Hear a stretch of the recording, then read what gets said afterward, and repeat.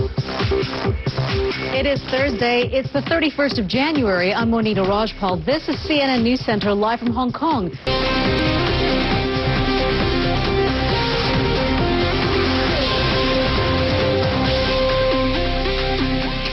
Did Israel carry out an airstrike inside Syria? Tel Aviv is neither confirming nor denying reports that its jets attacked a convoy near the Syrian border with Lebanon, a convoy that it suspects was carrying weapons to Hezbollah.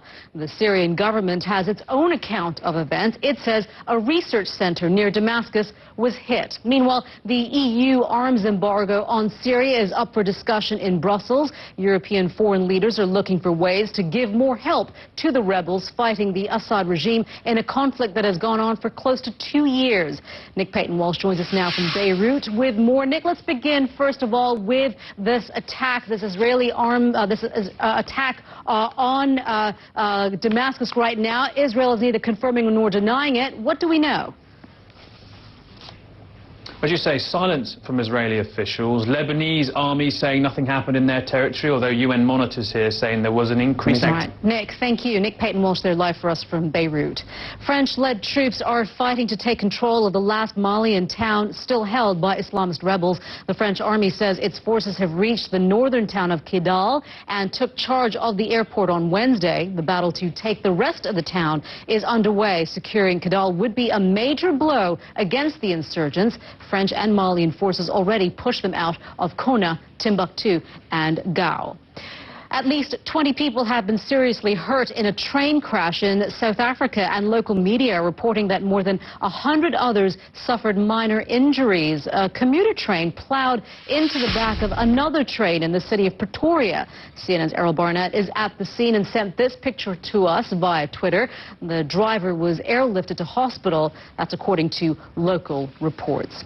South Korea says the satellite it launched on Wednesday is already sending data back down to Earth. The country's science ministry has declared the launch a success. It is the first satellite that South Korea has ever fired into space from its own soil. The New York Times says Chinese hackers have been attacking its computer systems, breaking in and stealing the passwords of high-profile reporters. But a spokesman for the Chinese Foreign Ministry says the accusations are groundless. The U.S. Senate has begun what it's expected to be a long, bitter fight over gun control, and it's heard from a surprise witness, former Congresswoman Gabby Giffords, who was shot in the head 2 years ago. This month was led by the hand by her husband, Mark Giffords. She are counting on you. Thank you. Strong voice indeed. Switching gears here on CNN News Center, one of the most famous footballers in the world, whose name has become a global brand, has ended speculation about his future today. Paris Saint-Germain says they are bringing David Beckham to the French capital.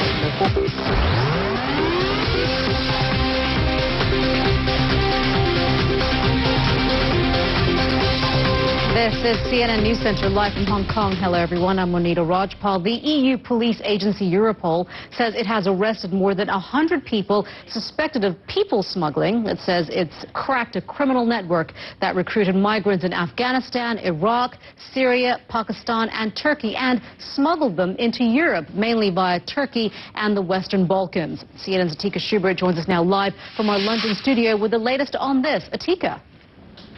Yeah, it was quite an incredible operation, and it all happened yesterday. I'm just going to run through some numbers to give you a sense of the scope of the operation. 13 countries were involved, 103 smugglers arrested in 117 different locations yesterday. All right, Atika, thank you. Atika Schubert there live for us from London. Tornado sirens blared in the southeastern United States as severe weather ripped through the area. Meteorologist Mari Ramos is at the World Weather Center with more on that. Mari. Hey, Monita, really a scary situation across many parts here of the southeastern U.S. At least 2 tornadoes touching down. Thank you very much. Well, you know, front or no front, there may be a solution. Could be considered a blatant publicity stunt or even a breath of fresh air. As Beijing, as Mari's been saying there, chokes on record levels of smog, and Entrepreneur says his latest product is a reminder that people need to change their ways and do their bit for the environment. CNN's Suzanne Malveaux meets the man who's putting the can into can-do.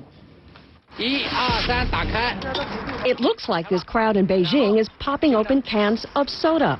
But look carefully. These cans are actually filled with nothing but air, fresh air. You're watching CNN News Center live from Hong Kong. Football transfer deadline day has produced a massive move as David Beckham joins a new club.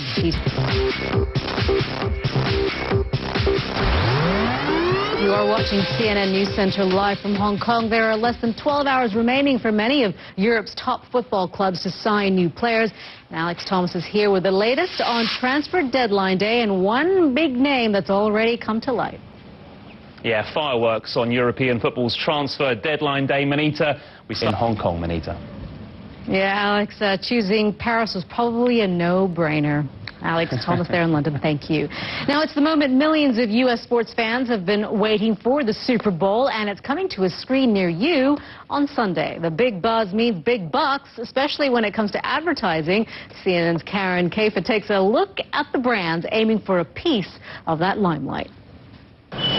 Some are already generating buzz and a little controversy, like this Super Bowl teaser from Mercedes-Benz. And here's a sight people in Britain don't expect to see too often. Prince Charles traveling on the London Underground with his wife Camilla, the Duchess of Cornwall. But the royal pair weren't trying to beat the traffic. Watching CNN News Center, I'm Monita Rajpal at CNN Hong Kong. Thank you for joining us. I'll bring you an update of the headlines in just a couple of minutes.